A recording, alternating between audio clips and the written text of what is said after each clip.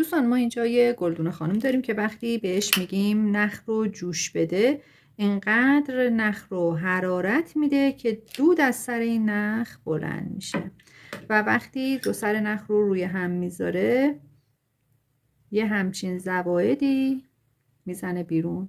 این جوش به هیچ عنوان به درد ما نمیخوره. حالا میخوام روشی که به گلدون خانم یاد دادم تا یه جوش تمیز بزنه رو به شما هم آموزش بدم. دو سر نخ که حرارت دیده به هیچ عنوان به درد نمیخوره و باید کات بشه. سر نخ ها رو به سمت پایین نگه میدارم و قسمت آبی شعله فندک رو به صورت رفت و برگشت تا 1003 زیر نخ ها نگه میدارم. به این صورت 1001 1002 1003 و دو سر نخ رو روی هم میذارم. یک مقدار که خنک شد شستم رو روش میذارم و فشار میدم.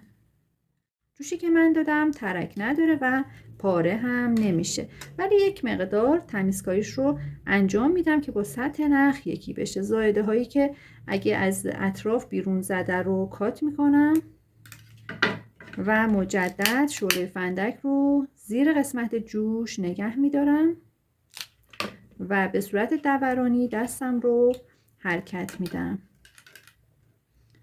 و این جوش من تقریبا با سطح نخ یکی میشه.